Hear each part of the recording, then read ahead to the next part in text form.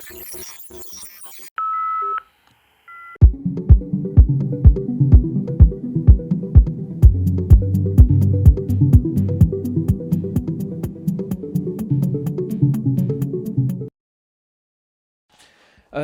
maintenant un truc un peu plus exhaustif dans la marée de boue informationnelle actuellement là, qui fait un truc un peu plus léger, parce que ça fait du bien à la tête aussi, hein.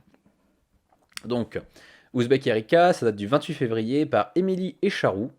Tata. Donc voilà, donc c'était quoi? C'était hier? Oui, oui, il n'y a que 28 jours en février. Donc, Log5, TikTok est clairement un nouveau tremplin pour s'exporter vers le cinéma.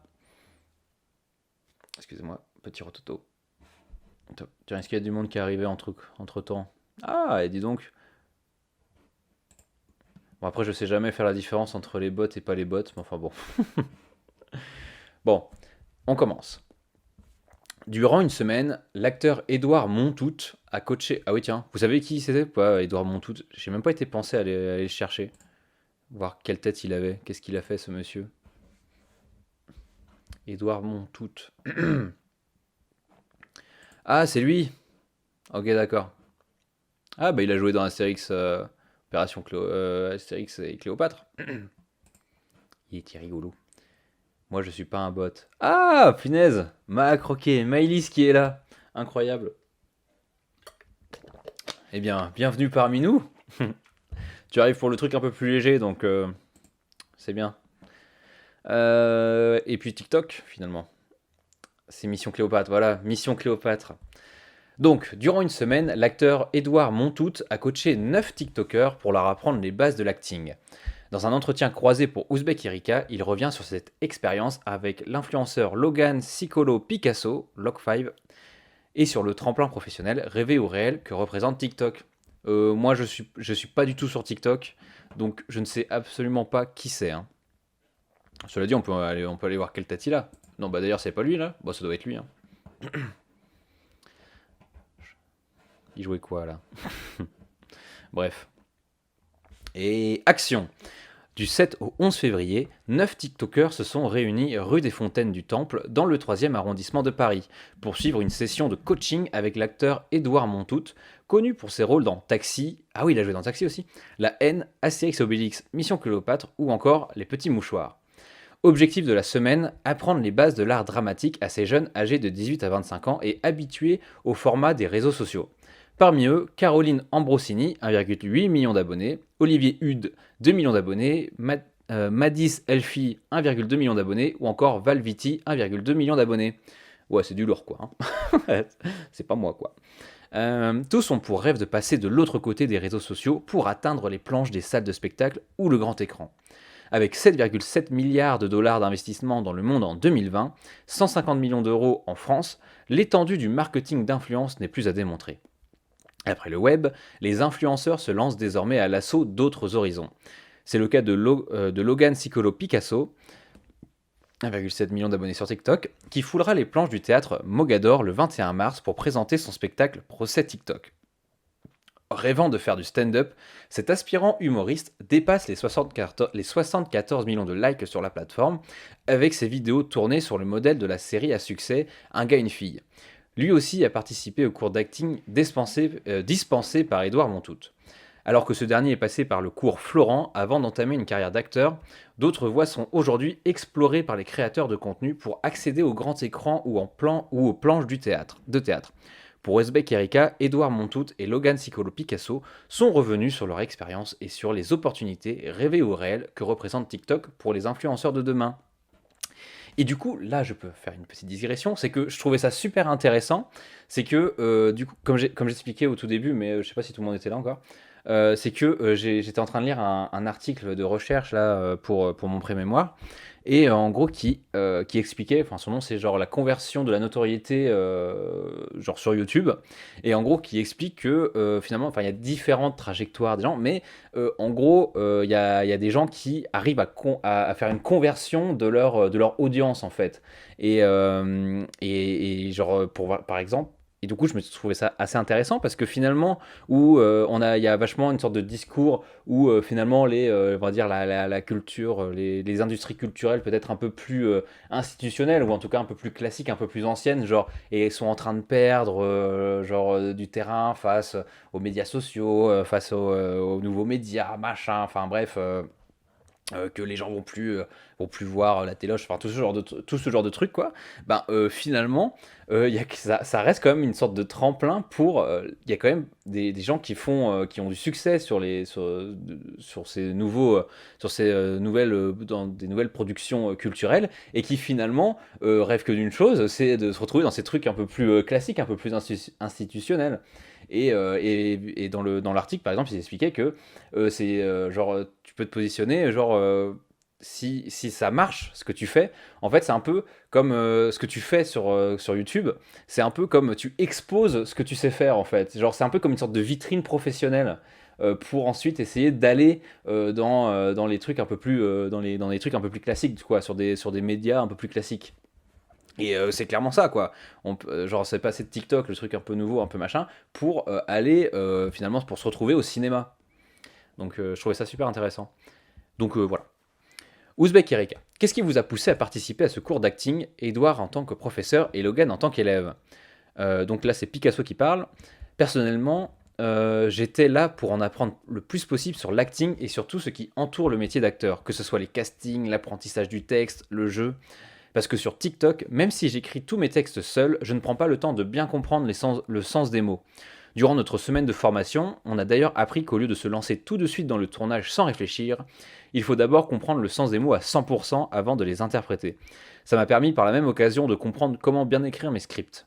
C'est une approche totalement différente de celle qu'on adopte sur TikTok où on doit condenser notre écriture pour proposer un sketch qui tient en moins d'une minute. Et oui, parce que finalement, chaque plateforme a ses propres normes, enfin, ça cadre ses limites, qui cadrent forcément la manière dont tu te comportes, quoi. Et au cinéma, c'est sur le temps long quand même, donc c'est vrai que c'est tout à fait différent. Mais ça reste de l'acting. Édouard Montout. Je n'ai pas accepté de donner des cours parce que j'aime TikTok. Au contraire, je ne comprenais pas trop l'engouement autour de cette application et je ne voyais pas trop comment ça fonctionnait. J'ai accepté parce que depuis le confinement, je suis passé de l'autre côté de l'écran et en travaillant plus dans la réalisation et la formation. De la même manière que beaucoup parmi eux sont devenus influenceurs durant le confinement, moi je suis devenu prof. J'ai décidé de partager mes connaissances et d'être dans la transmission. Dans le cas de cette formation avec des TikTokers, je me suis dit que je pourrais leur apporter quelque chose qu'ils n'avaient pas. Des cours de théâtre. Deux mondes se sont rencontrés ce jour-là. Quels conseils leur avez-vous donné durant cette formation? Apprend-on de la même manière qu'on soit un TikToker ou un étudiant au cours Florent? Édouard Montout. Je leur ai fourni les mêmes conseils que j'aurais donnés à tout autre influenceur, venant de n'importe quelle plateforme. Je ne fais pas vraiment la distinction entre TikTok, YouTube et Instagram. Par contre, je ne leur fais pas le même cours qu'à des élèves suivant des études d'art dramatique. Après, je pense qu'il y aurait des spécificités à faire entre TikTok, YouTube ou Instagram. Tu vois, genre, sur YouTube, tu es un peu limité en termes de temps. Bon, même si, genre, la plupart du temps, ce qui est consommé, ça reste des vidéos assez courtes. Genre, c'est quoi? C'est moins de 10 minutes. T'as quand même plus le temps de parler, quoi. C'est pas TikTok où t'as une minute pour tout faire, quoi. Donc, je pense que c'est tout à fait différent. Et Instagram. Remarque, Instagram, c'est un peu comme TikTok parce que j'imagine que quand tu te mets en scène, c'est sur les Reels. Mais ça doit pas être les mêmes ressorts d'expression, quoi. Non, non, non. Où est-ce que j'en étais? Ah oui. Eux, ils sont censés savoir certaines choses, ceux du cours Florent, hein. Avoir déjà une attitude, un intérêt, une curiosité, une connaissance de certains textes. Naturellement, les choses sont différentes, mais mon approche, elle, reste la même. Le principal conseil étant de cultiver leur curiosité en fonction de leurs rêves et envies. S'ils veulent devenir acteurs, il faut qu'ils aillent voir beaucoup de films de factures et d'horizons différents. S'ils veulent devenir comédiens, il faut qu'ils assistent à des pièces de théâtre en tout genre. Ah oui, et là, je pense, là, ce qu'il dit, c'est que finalement, ces gens-là, ils viennent pas du tout, ils ont pas du tout une culture cinématographique ou théâtrale. Enfin, en tout cas, c'est ce qu'il dit. Et je suis en train de me dire que là, sur TikTok, ils sont en train de se professionnaliser. Là, ils commencent à pouvoir faire, à pouvoir gagner enfin, ils gagnent de l'argent avec leurs trucs et tout ça. Et je me dis, par exemple, est-ce que dans 5 ans, est-ce qu'on va voir comme YouTube sur YouTube où finalement, est-ce que comme il y aura pas mal de gens à s'être fait leur nid, on va dire, à s'être créé une grande audience et du coup à pouvoir en vivre. Est-ce que ça va pas faire en sorte que des comédiens ou des apprentis comédiens qui ont un peu du mal à percer tout ça, enfin le fait est que ça leur donne une certaine légitimité, enfin que genre que le truc ça soit pas enfin qu'ils se disent pas c'est de la merde TikTok quoi, qu'ils aillent sur TikTok et mettre à profit toute leur connaissance dramatique finalement. Genre, où au final, tu te retrouves avec beaucoup de gens qui viennent du monde du théâtre du cinéma. Bref, c'est une question que je pose. Bon, on verra. D'ailleurs, si ça se trouve, c'est déjà le cas, hein, j'en sais rien vu que je suis pas dessus, mais ça mériterait d'aller voir. Donc voilà. Logan Sicoli Picasso, c'est qu'Edouard nous a répété tout au long de la semaine, c'est surtout de respecter les silences. Sur TikTok, on doit débiter un texte en moins d'une minute pour capter au mieux l'attention des utilisateurs. Sur l'application, les silences sont presque inexistants, surtout dans l'acting. Edouard nous a appris à jouer les silences et à en faire une force. Au cinéma, au théâtre ou sur une scène de spectacle, le silence a son importance. Il se joue autant qu'une phrase. Et oui. Ta. Avez-vous pu appliquer ce conseil depuis votre formation la Picasso qui parle. Après la formation, j'ai fait l'effort de parler moins vite sur TikTok. Je me suis rendu compte que, sur d'anciens posts, j'ai débité tellement mes phrases que certaines vannes passaient à la trappe. Mais ça reste dur de changer ses habitudes et ses manies. Lorsque, lorsque je rédige mes sketchs, j'ai des idées à profusion et j'ai tendance à vouloir toutes les caser. Je ne pense pas que ceux qui me suivent sur l'application aient vu une différence. Mon jeu d'acteur reste le même dans le fond. Et puis c'est dur de changer du tout au tout. TikTok a tout de même des codes spécifiques à suivre, exactement, des codes spécifiques à suivre si l'on veut que ça marche, et dans tous les cas, j'ai mon monde à moi. J'ai encore du mal à suivre les conseils des autres lorsqu'il s'agit de transformer ma propre écriture. J'ai envie d'écrire et jouer comme je l'entends. Par ailleurs, je ne veux pas perdre ma patte. Ça fait partie de mes personnages de parler vite, de s'énerver, de surréagir. Ouais, et ça, je pense aussi, c'est intéressant. C'est genre, Théo Le Saint, salut, salut, je suis l'oreille du doudouki. Regarde, elle est là. Salut Théo, comment ça va? Bienvenue sur ce chat. Bienvenue dans le chat et bienvenue sur ce stream où on parle de TikTok et des TikTokers qui veulent passer de l'autre côté, enfin qui veulent passer qui veulent aller dans le monde du cinéma finalement. Mets ta qui en photo de profil, ça sera ton totem. Ah, ça pourrait être pas bête ça, genre ça sera ma manière de me distinguer. Ouais, et ce que j'aime bien là dans ce qu'il dit Logan Sicoli Picasso, c'est genre, il y a une sorte de. euh, Encore elle, bah bien sûr, encore elle, toujours elle. Genre, je pense qu'elle ira dans ma tombe avec moi, celle-là, hein, si j'arrive à la faire survivre jusque-là. Bon, bref. Bon, ce que j'aime bien ce qu'il dit, le Logan, là, c'est que finalement, c'est vrai que t'as une sorte de, je sais pas, de tension entre comment tu fais pour rester genre, comment on dit déjà, original, pour avoir ta patte, et en même temps t'inscrire dans des formats qui sont un peu industrialisés. Comme il dit, là, pour que ça marche, c'est un certain format, c'est moins d'une minute, faut que ça aille vite, machin, un truc. Et comment tu fais pour quand même garder ta patte, tu vois? Genre, je pense que c'est voilà, je pense que c'est intéressant d'aller voir du côté de cette tension là que tu peux avoir entre d'un côté avoir ton originalité et de l'autre s'inscrire dans une production qui s'industrialise quoi, en même temps que ça se professionnalise. Clément qui essaie d'être sérieux et nous qui parlons de sa vache. Écoute, c'est très sérieux d'avoir une vache parce que c'est grâce à elle que je réfléchis. Et avant je jouais toujours avec mon stylo là, et maintenant j'ai l'oreille de la vache donc ça fait pas de bruit. Donc voilà, s'adapter en innovant. Bah oui voilà. Ouais. Donc et comment faire? Après ça c'est, je pense que du coup là c'est un peu comme on a vu sur YouTube, c'est un peu c'est comme on dit winner take all. Genre c'est ceux qui étaient les premiers arrivés qui finalement raflent la mise quoi. Même si genre ça va devenir de plus en plus dur de réussir à percer quoi. Donc je sais pas ça fait combien de temps qu'ils sont sur la plateforme ces gens-là. Si ça se trouve ça fait depuis. Comment est-ce qu'elle a été lancée? Moi je suis sérieuse. Oh my- Comment est-ce que petite curiosité la TikTok, comment est-ce qu'elle ça a été lancé? Est-ce que ça fait 2 ans, 3 ans? Ou ça fait 5 ans?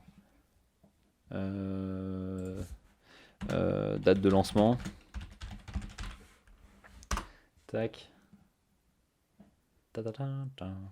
Lancé en septembre 2016. Donc les gens qui sont là depuis 2016, 2017, 2018 même, forcément, eux, ils ont pu, comme ils étaient peu nombreux finalement, ça a concentré toute la, ça a dû concentrer toute l'attention des gens là-dessus, et forcément c'était peut-être un peu plus facile de se faire 2017.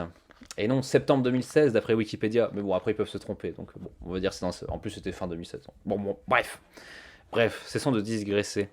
J'en étais où moi?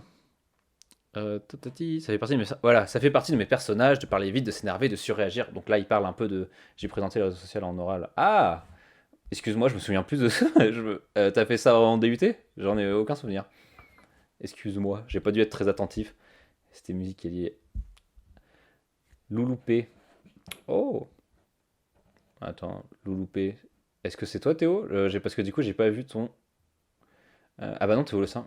Ah bah écoute, bienvenue, Louloupé. Je sais pas. C'est la première fois que tu dois être dans le chat, non? Non, je l'ai fait cette année. Ok, très bien. Et t'avais accès sur quoi? T'as fait quoi exactement? Je viens de sortir de cours là. Ah, donc du coup tu viens.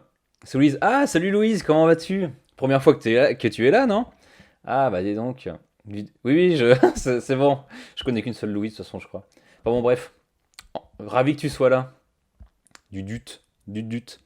Bref. Non, c'est la première fois que tu viens, hein? Eh bien, ravi que tu sois venu. Ça doit être TikTok qui a fait venir, peut-être, je ne sais pas. Euh, punaise, je suis désolé, j'en étais où? Ah voilà, donc là, il est en train de dire que sa patte à lui, son louloupé. Ah, vu comme ça, c'est vrai que c'est plus marrant. Bon, bref. Par contre, je pense que ma communauté verra un changement si je joue à la télé ou au cinéma, puisque ce n'est pas le même contexte et par extension, pas les mêmes règles du jeu. En clair, cette formation me servira surtout pour l'après, lorsque je m'investirai plus dans d'autres projets en dehors de réseaux sociaux comme le stand-up ou le cinéma comique. Et oui, évidemment, et effectivement, toutes les plateformes ont leur propre code, quoi. C'est comme on disait comme on parlait de Twitch avec les politiques. Sur Twitch, c'est le côté authenticité. Enfin voilà, là je parle, genre je fais pas le mec hyper sérieux comme à l'oral en train de dire mes notes, quoi. Genre, bon, je laisse parler un peu comme je suis, même si je suis pas forcément authentique. Bon, bref, on va pas rentrer dans le débat philosophique, genre qui suis-je.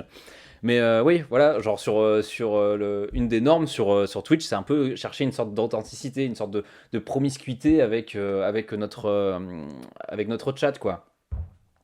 Bref, ah, c'est fou, j'aime bien quand tout se connecte comme ça, genre j'adore. C'est très stimulant. Je sais pas si vous ressentez la même chose. Avez-vous observé une évolution chez les TikTokers que vous avez coachés? Tu parles toujours de la même chose en fait. Ah oui. Et effectivement, bah on se refait pas, tu vois. On a toujours on a toujours un peu les mêmes marottes, hein, on va pas se mentir. Mais bon, faut répéter les choses comme ça devient naturel, tu vois. Et comme ça, t'as l'impression de vachement t'y connaître. Mais en fait, c'est juste de la répétition et de toujours dire la même chose.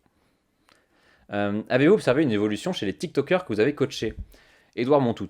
Absolument, ils ont très vite compris ce que j'attendais d'eux. Le stage n'a duré qu'une semaine. C'est relativement court par rapport à une école comme le cours Florent qui propose des formations sur plusieurs mois. Mais en une semaine, il y a eu de belles progressions. Picasso. Moi-même, j'ai ressenti cette évolution. J'aurais bien aimé avoir suivi cette formation avant de passer des castings par exemple. Parce que j'étais complètement perdu par rapport à certaines choses comme le passage d'un personnage à un autre, le fait d'apprendre un texte par cœur, etc. N'ayant jamais passé de casting, je ne savais pas ce qu'il fallait connaître à la perfection. Je ne savais pas qu'il fallait connaître à la perfection un texte. Et à chaque fois qu'on retournait une scène, j'avais tendance à la jouer de la même manière. Maintenant, je sais que j'aurais pu jouer différemment et proposer d'autres intentions. Bon, voilà. À l'image de ce cours qui a été organisé par l'agence Bolt, certaines écoles comme l'Influence Academy proposent des formations pour devenir influenceur ou se perfectionner dans son domaine d'influence. N'est-ce pas un signe visible de la professionnalisation des influenceurs? Bah, on peut se douter que s'il y a... C'est un peu une question rhétorique, hein, parce que quand il commence à y avoir des écoles, et j'imagine qu'elle est privée... Tiens, quelle gueule elle a leur site là? L'Influence Academy. Tac, on va aller voir. On peut se douter que si une école privée, je pense, parce que ça va pas être public ça, déjà elle a un nom anglais donc ça va pas être public, se positionne sur un marché comme ça, c'est que oui, il doit y avoir une demande quoi. C'est que forcément, Influence Academy, Communication Training Strategies. Ah, c'est anglais? Unlimited Access, nanana. Bon, bref, je vous laisserai aller voir plus en amont si jamais c'est ce que vous voulez faire. Ah bah tiens, Maëlys, tu peux peut-être parler de ça à ta pote là, elle qui se lance un peu sur les réseaux, non? Ça pour, je sais pas, hein, si ça se trouve, est-ce que c'est très bien, je ne sais pas. Est-ce que c'est du vent et du vide, je ne sais pas, mais bon, tu peux toujours lui en parler. Influence Academy, bref. N'est-ce pas un signe visible de la professionnalisation des influenceurs? En tant qu'influenceur, on a envie de s'ouvrir d'autres portes plutôt que de rester cloîtré sur une seule application comme TikTok, dont l'algorithme dicte ce qu'on doit faire. On souhaite s'exporter vers d'autres milieux comme le cinéma ou le spectacle. En cela, on peut dire qu'il y a une professionnalisation des influenceurs, mais pas forcément que dans l'acting. Ouais, et ça se vérifie aussi sur YouTube, hein. Il n'y a qu'à voir. Regardons Squeezie, regardons Cyprien. Squeezie qui sort, même Mister V, maintenant ça fait de Seb aussi. Seb, après, la formation via école des influenceurs, c'est quelque chose qui a commencé depuis un certain temps. Ah, t'as des dates ou pas? Parce que moi là, j'avoue que je sais pas du tout. Genre, ça fait quoi? Peut-être 10 ans? Ah, c'est quand ça a commencé vraiment? On peut dire au tournant des années 2010. Donc, le temps que ça se positionne. Mais est-ce que c'est vraiment légitime? Bah, c'est qu'il y a une demande, quoi. Genre, c'est qu'il y a des. Déjà, si ça a été créé, c'est que il y a des gens qui sont sûrement demandeurs et c'est et que du coup, ils viennent offrir ça. Et en plus de ça, comme je sais que Cyprien en avait parlé il y a un moment. Ah, bah écoute, j'irai voir. J'irai farfouiller ça par moi-même. Euh, oui, donc voilà, Cyprien qui se lance dans. J'ai vu. Est-ce que vous avez vu sa vidéo là où il a lancé un peu le drama entre lui et Squeezie, où finalement il est en train de tourner un film, quoi. Donc oui, oui, ça c'est des choses. Bah, et puis même dans un truc un peu plus de niche, on va dire, par exemple avec le Fossoyeur de film, etc. Genre ils font des partenariats avec des chaînes télé, etc. Donc voilà, oui, c'est vrai que c'est pas quelque chose de nouveau, quoi. Genre juste, j'imagine que après les trajectoires entre YouTube et TikTok, ça va être un peu différent, j'imagine, parce que c'est pas la même plateforme et c'est pas les mêmes contenus et ça demande pas forcément les mêmes compétences à faire valoir. Et ça fait pas jouer les mêmes réseaux de personnes non plus, d'ailleurs. Donc à voir. Mais oui, effectivement, on peut voir, il doit sûrement y avoir une très grande corrélation entre les trajectoires de youtubeurs qui se diversifient et les TikTokers qui doivent commencer à le faire aussi, quoi. Donc, on est déjà curieux à la base, puisque quand on commence sur les réseaux sociaux, il faut s'intéresser au montage, à la gestion de sa chaîne, aux potentiels contrats avec les marques, etc. Ce n'est que la suite logique de s'ouvrir à d'autres choses. Et ça, j'ai vu ça, du coup, c'est. Oh punaise, je vais plus me souvenir du nom exact du truc, du concept. En sociologie des usages, ah, c'est juste. Oh merde. Ouais, en gros, il y a un concept qui dit que justement, ce sont des sortes d'entrepreneurs. Voilà, l'entrepreneur polymorphe.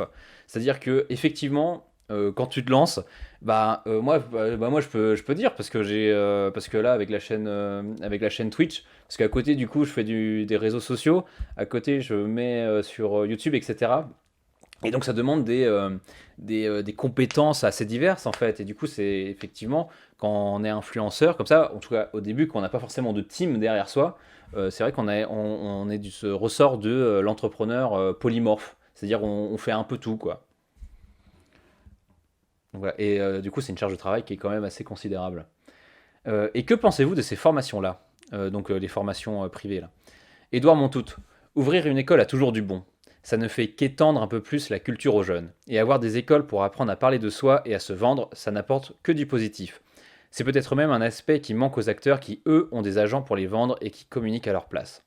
Cependant, les écoles d'art dramatique restent irremplaçables. Si en France on avait des écoles où on apprenait à jouer, à chanter et à danser sur le même modèle que les écoles américaines, on serait déjà bien avancé. Oui, rien à dire là-dessus. Ah, salut Paul, comment vas-tu? Bienvenue parmi nous.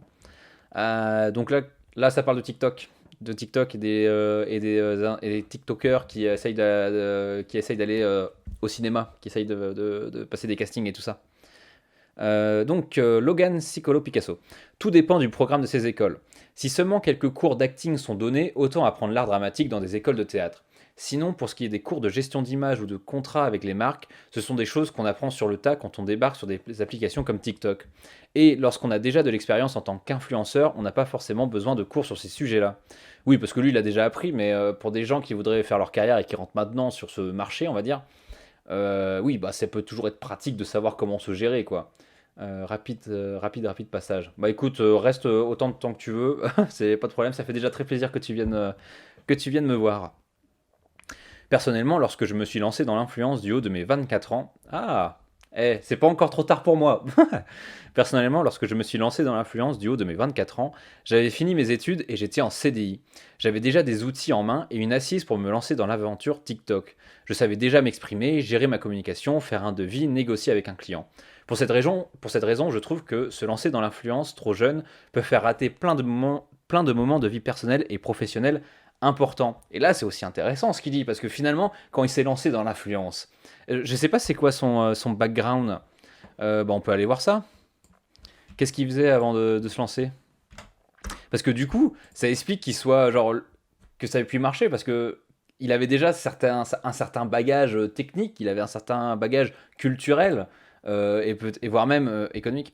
Ah, apparemment ils connaissent pas. Genre il a pas de fiche wiki. Oh no. Bon bref, lâcher un CDI pour TikTok, faut avoir de bons revenus sur la plateforme. Oui, bah il a 1,7 million d'abonnés sur la plateforme, donc j'imagine qu'il a des bons revenus. Oui. Bon bref, et ça montre que on se lance pas comme ça sur des plateformes quoi. Faut déjà avoir un c'est un peu du déterminisme social et aussi des trajectoires personnelles, mais qui fait que il a des compétences, il a des savoir-faire, il a un capital culturel, etc., qui vont lui permettre de faire fructifier en fait de faire fructifier de se créer une notoriété quoi, et ensuite de pouvoir la convertir en capital économique. Donc voilà. Bref, j'en étais où? Je savais déjà, mais plein de moments de vie personnelle et professionnelle importants. L'authenticité et l'originalité font foi pour percer sur TikTok et la plupart des créateurs de contenu sont autodidactes. Ah bah tiens, on reparle d'authenticité et d'originalité. Dans ce contexte-là, est-ce que les cours d'acting ne viennent pas lisser les imperfections qui font le charme des vidéos postées sur l'application? Ne se dirige-t-on pas vers une uniformisation des profils? Mais oui, c'est un boulot d'avoir une notoriété. Bah oui, bah, je m'en rends bien compte, hein. Je m'en rends bien compte, Margot. J'avoue, j'avais le secret espoir que ça marche, tu vois, genre qu'en peu de temps ça marche et que je commence à avoir du monde qui vienne, etc. J'avais des rêves, mais bon, je poursuis, j'ai toujours des rêves, on sait jamais, ça peut marcher, hein. Mais bon, faudrait se mettre à plein temps, quoi, hein. Clairement, c'est pas avec des cours à côté que tu peux vraiment faire ça de manière sérieuse, hein. Donc on est là pour le fun. Nanana, ouais. Ouais, donc voilà, là on est encore sur le côté industrialisation. Quand tu industrialises, tu normalises une certaine forme d'expression, quoi. Ouais, il y a du monde en plus sur le chat ce soir, là, je suis super content. Comme quoi ça paye peut-être de faire ça de manière régulière. Moins d'1% de souvenirs de réussite, genre sur Twitch pour percer. Trop de monde démarre, désolé mon gars. Bah ouais, ouais. Mais bon, on a des... Si on n'a pas de rêve le matin, ça sert à rien de se lever, hein. Tu as encore quelques mois avant tes 24 ans. Ah, tais-toi! Non, j'ai encore plein d'années. Ah là là. Oui, j'ai une sorte de certaine névrose avec le temps qui passe. Ouais, t'as vu, je dis des trucs profonds. Vous venez pas pour rien. Vous venez pas pour rien sur ce stream. Finalement, vous avez un peu de philosophie, tu vois, un peu de philosophie de vivre. Je vais sortir un livre, genre, en mode, comme ils font là, genre lifestyle, un truc comme ça, tu vois. Avec ça sera le point d'orgue. Faut tout de suite devenir pessimiste. Ouais, bah oui, je suis pessimiste. Clément fait partie. Ah, ça dépend là, parce qu'il y a combien? S'il y a plus de 5 personnes dans le chat. Oh, bah dis donc, il y a du monde. Oh là là, qu'est-ce qui se passe? Bon, remarque, t'enlèves les bots, il ne doit plus y avoir tant que ça de monde. Mais en tout cas, c'est chouette. Tu es vraiment un caméléon, tu trouves? Bon, bref, je disais quoi? Oui, donc voilà, uniformisation, lissage des machins, trucs bidules, bref. Donc, ne se dirige-t-on pas vers Putain, c'est dur à dire ça. Une uniformisation des profils. Logan. On ne va pas forcément vers oh putain, une uniformisation. Pour moi, TikTok reste un lieu d'authenticité où se déploient de nouvelles formes d'acting avec de nouvelles façons de filmer. Et ça fait partie du succès de l'application. Donc si on ne rentre pas dans ces codes d'authenticité, nos vidéos marchent moins. Ouais, mais je suis pas forcément d'accord. Les bots, non, mais les beaux... Putain, la vache, j'ai le meilleur chat, ça commence à balancer des vannes, genre avec des jeux de mots et tout ça. Et bah, je suis pas forcément d'accord avec ce qu'il dit parce que tu peux te professionnaliser tout en gardant un certain lien avec ta communauté. Genre, il y a juste à regarder Squeezie, par exemple, ou enfin ceux qui continuent à faire, ou Amixem, ou des trucs comme ça. Ils ont toujours ce côté un peu authentique. Et d'ailleurs, mais j'avais vu une vidéo. Ah, je vous conseille une chaîne YouTube. Maïli, je t'avais montré, je crois, mais attendez, je vous la marque. Hop, produit internet. Je vous conseille cette chaîne YouTube. C'est deux sœurs qui font des analyses un peu. On est plus dans le côté marketing, mais qui analysent en gros un peu comment se positionnent les plus gros YouTubeurs sur YouTube. Comment et puis quel est leur modèle économique, etc. Je sais plus dans quelle vidéo, mais bon bref, elles expliquaient que c'est vrai qu'il y a une sorte de tension entre rester authentique et en même temps ils sont professionnels, ils ont plus de trucs d'argent, ça se voit qu'ils ont plus de prod. J'ai regardé celle sur Hugo Défric, ouais. Pas compris pourquoi tu es pas d'accord avec le gars. Ah, je veux dire, parce que là en gros il est en train de dire si on se professionnalise, on uniformise. Ouais, donc si, genre le côté professionnel, genre à apporter de la professionnalisation, est-ce que finalement ça va pas apporter de l'uniformisation? Genre ça va être toujours les mêmes contenus c'est genre tu vas avoir un contenu bien normé pour que ça fonctionne. Et du coup la question c'était est-ce que vous avez pas peur de cette uniformisation là? Et lui il dit non non, même si on se professionnalise, putain mais oui je dois regarder les vidéos de Hugo Décrypte. Et en gros, oh merde. Et en gros, si tu te professionnalises, lui il dit il a pas peur de ça parce que finalement il perdrait un peu son. Nanana, tu perdrais ce truc d'authenticité. Mais tu peux toujours avoir genre une professionnalisation et garder une certaine forme d'authenticité, tu vois. Donc voilà. Et avec une certaine uniformisation, parce que finalement, entre Squeezie, Amixem, etc., non, en fait, tout dépend de la définition du mot professionnel. Ok. Oui, voilà. Oui, voilà. Est-ce que tu es d'accord avec moi ou est-ce que tu es complètement en désaccord? Je suis perdu. Tu m'envoies des signes contradictoires. Mais bon, après, chacun son avis, hein. Donc bref, parce que quand on regarde finalement Squeezie, etc., il y a toujours un peu les mêmes formats qui reviennent, quoi. Tu peux être pro et authentique, oui, d'accord avec toi. Oui, voilà, c'est ça. Bah, en tout cas, c'est un enjeu, quoi. C'est ce qu'elle disait sur la chaîne Produit Internet, c'est ce qu'elle disait, c'est un vrai enjeu pour ces gens-là de toujours garder ce truc authentique, quoi. Donc voilà, bon bref. Nos vidéos marchent moins. Par ailleurs, on ne va pas perdre notre originalité et finir par tout jouer de la même manière parce qu'on a fait une formation en acting. Ce n'est pas le but. L'objectif est de rendre notre script plus professionnel et de mettre de meilleures intentions dans nos personnages sans perdre notre originalité. On est toujours chez nous avec notre petite ring light et notre téléphone. La professionnalisation, elle, se passe en dehors de TikTok, sur d'autres plateformes ou sur d'autres écrans.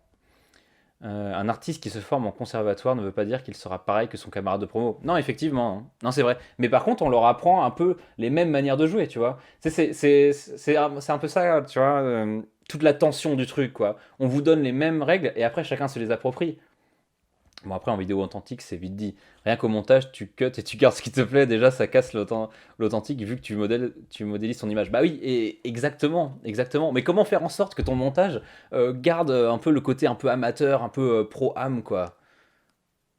Donc, euh, donc voilà. Bah, après, ça va être dans la manière de jouer, quoi. Genre, ça va être dans la manière d'interagir, dans la manière de s'exprimer. Genre, tu vas pas parler comme ça, comme un ministre qui est en exercice et qui va te sortir des éléments de langage de manière très machin, tu vois. Donc, euh, donc voilà. Ça fait combien de temps qu'on est sur cet article là? Bon, bref, on avance. Édouard Montout, il n'y a jamais vraiment d'uniformisation. Ouais, donc c'est ce qu'il explique là. Même quand on suit tous les mêmes règles d'un cours d'art dramatique. C'est la même chose pour la musique. Ce n'est pas parce qu'on apprend aux élèves le même solfège qu'ils vont tous jouer de la même façon. Moi, j'ai un problème avec TikTok et je le dis ouvertement. Je ne conçois pas qu'on ne puisse s'exprimer qu'en 1 minute. Et s'il y a une uniformisation, c'est bien celle imposée par la plateforme elle-même. Et oui, bah ça c'est bien vu. Rien à rajouter. C'est une façon de forcer les créateurs à produire un contenu formaté. Dans le cinéma, on estime que le public n'est pas un enfant capricieux, c'est un être humain qui peut changer d'avis. À partir de ce moment-là, si on ne produisait qu'un type de cinéma pour plaire à une certaine audience, ce ne serait plus du cinéma, ça s'appellerait la télévision. C'est ça l'uniformisation. Bon, après, là, je suis pas un professionnel, des industries culturelles, mais bon, il y a des liens entre la télévision et le cinéma et inversement. Bref, c'est peut-être pas aussi aussi, il n'y a pas des cassures peut-être aussi nettes que ce qu'il dit, quoi. Parce que finalement, quand tu regardes dans le cinéma, t'as quand même, bon, quand tu regardes les Marvel, ils, s- ils ont un peu tous la même trame narrative. Enfin, peut-être que je m'avance un peu trop là-dessus, mais c'est un peu les mêmes formats qui fonctionnent, c'est un peu les mêmes films qui fonctionnent. Même si de temps à autre, tu vas avoir genre une sorte de pépite, une sorte d'ovni qui va sortir et super original, quoi.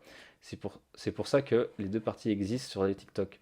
Ouais, mais les films Marvel, c'est pas du cinéma. Ah. Alors, je suis ni pro Marvel, ni pro DC, ni quoi que ce soit, et je n'ai pas d'avis sur ce truc-là. Mais bon, ça va déraper, oui, voilà, c'est ça. Allez, lâchez-vous dans le chat, est-ce que Marvel, c'est du vrai cinéma? Mais bon, moi j'avoue que je suis pas fan de ces trucs-là, ça fait longtemps que j'ai pas regardé un Marvel. Bon, attends, on va arriver à la fin de l'article là. Ah ouais, c'est bon, on y est presque. Une dernière question. Les plateformes comme YouTube et Instagram ont été de véritables tremplins au fil des années pour des célébrités comme Bilal Hassani, ah oui tiens, je pensais pas à lui, tiens, qui a accédé à la scène de l'Eurovision. Pensez-vous que TikTok soit le nouveau tremplin des influenceurs? TikTok est clairement un nouveau tremplin pour s'exporter vers le cinéma et d'autres lieux comme le stand-up ou même la chanson. Je n'aurais pas pu monter sur la scène du Mogador pour y présenter un spectacle si je n'avais pas été sur TikTok. On, on montre une personnalité unique, un savoir-faire et surtout une ligne éditoriale sur cette application. Il faut avoir un vrai concept pour pouvoir se faire remarquer. Et c'est grâce au concept de mes vidéos que je peux justement espérer les adapter à d'autres scènes. Oui, oui, je suis d'accord, Louise. Vive Dirty Dancing. Oui, malgré tout le mal que j'ai pu dire sur ce film, oui, les chansons sont bonnes, on peut pas le dire autrement, et puis bon, ça a un petit côté genre un peu cinéma à l'ancienne qui fait toujours un peu plaisir, même si bon, il y aurait sûrement 10 000 trucs à redire sur les images que ça renvoie. Si tu es d'accord, ça va. Oui, waouh, tu peux. Et en plus, c'est enregistré, ça va être sur internet. Donc tu vas pouvoir clipper ce que je viens de dire, Maëlys. Oui, j'ai dit du bien de Dirty Dancing. Et dire que c'est ce que tu as dit enregistré. Et oui, je sais, je sais. Mais oui, il y a des bonnes musiques il y a des très bonnes musiques dans Dirty Dancing. Bref. C'était quoi la question? Pensez-vous que TikTok voilà, soit le nouveau tremplin? Edouard Montout. TikTok leur permet effectivement d'accéder à d'autres univers et de multiplier les opportunités. Ils ont prouvé avec leur travail et leur notoriété que leur concept fonctionnait. Mais au final, c'est la notoriété qui permet d'accéder à des mondes différents, que ce soit grâce à TikTok, YouTube ou d'autres plateformes. Ouais, donc oui, ça peut s'exporter à toutes les plateformes, tous les médias sociaux. Médias sociaux qui proposent du contenu vidéo ludique. Genre Facebook, je suis pas sûr que ça fonctionne des masses, hein, en ce moment. Cependant, passer d'un monde à un autre n'est pas toujours possible. Un comédien qui ne fait strictement que du théâtre va avoir beaucoup de mal à faire du cinéma et de la télé par exemple. Pour autant, on a beaucoup à apprendre d'autres milieux. Ce fut mon cas pour le théâtre, bien que j'ai également énormément appris avec la télévision. Pour ce qui est des influenceurs, s'ils ont une facilité d'exécution et d'apprentissage certaine, ils ne travailleront pas pour autant avec les plus grands réalisateurs de cinéma parce qu'ils sont passés par TikTok avant. Il faut qu'ils passent par un désapprentissage de leurs habitudes d'acting sur les réseaux sociaux pour vraiment viser autre chose. Et surtout, rien ne remplacera jamais des cours d'art dramatique. Bah oui, lui, il défend forcément sa cambuse, hein, évidemment. Mais oui, je suis d'accord. Genre apprendre tout seul, ça a ses limites, et en plus apprendre à travers genre je sais pas, à travers genre des tutos YouTube et des matchs comme ça a forcément ses limites. Genre de toute façon tout le monde l'a vu, je pense, pendant le confinement, tous ceux qui avaient des cours, genre ça passe mieux quand t'as quelqu'un en face de toi qui t'explique les trucs, tu vois, genre il se passe une chose, il se passe quelque chose, quoi. Étrangement, il y a des lives Facebook qui marchent pas mal. Ah ouais? Et ben tu m'apprends quelque chose. Dans les sphères complotistes, tu veux dire, non? Je sais que là-bas c'est un peu une sorte de théâtre. Je sais que c'est un peu un jardin de jeu pour les trucs, pour les sphères complotistes. Bon bah voilà pour cet article. Ah, c'était chouette. Moi, ça m'a donné la banane là. Genre des trucs intéressants à dire. Ça a beaucoup parlé dans le chat. Et en plus de ça, ça sort un peu, ça aère un peu la tête de l'ambiance actuelle, je trouve. Vraiment un super article quoi, avec plein de choses à dire. Vous en avez pensé quoi? Vous avez aimé? Vous avez appris des choses? Est-ce que j'ai été intéressant? Même réaction avec Clément, je suis morte. Ouais. Quoi, t'as pensé toi aussi aux complotistes?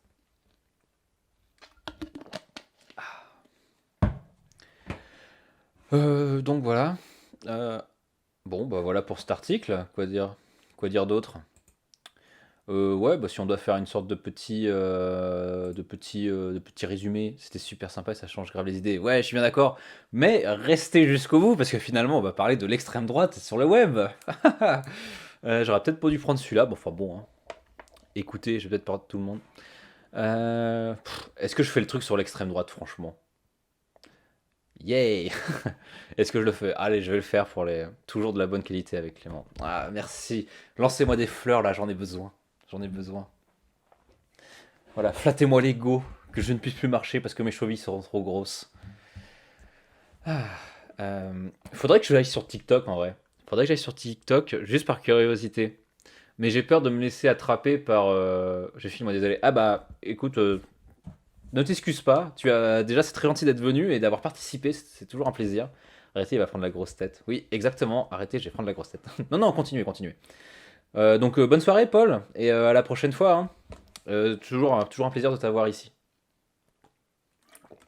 Ah putain, je suis. C'est fou. Des fois, j'ai même pas soif, mais je bois quand même. Alors comme pour me donner une sorte de contenance. Oui, la bise, Paul.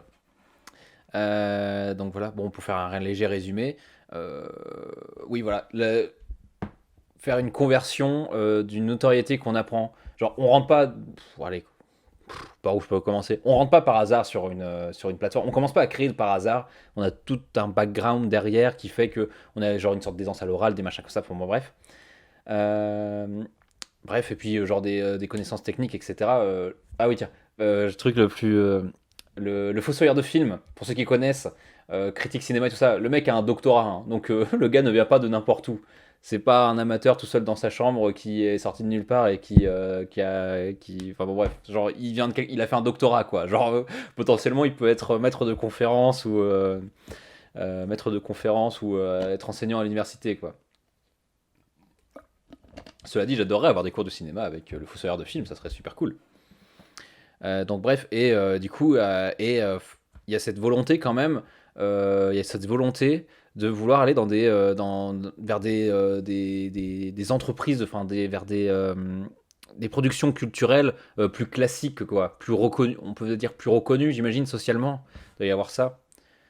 Puis aussi l'idée de se diversifier finalement, pouvoir diversifier ses sources de revenus, j'imagine, et qui du coup impulse certains savoir-faire. Ils vont devoir apprendre certains savoir-faire. Comme il expliquait Logan, pour passer des castings, il avait pas les codes, il savait pas comment faire. Genre il jouait comme il était sur TikTok, sauf que c'est pas les mêmes codes, c'est pas les mêmes normes. Voilà, donc différentes manières finalement, mais ça serait intéressant d'avoir voilà, différentes manières de faire une conversion de sa notoriété qu'on acquiert sur une plateforme. Et ça serait intéressant d'avoir des articles, des articles de recherche là-dessus finalement. Voir les différences, parce que ce serait intéressant de voir les différences et les points communs entre YouTube et TikTok par exemple.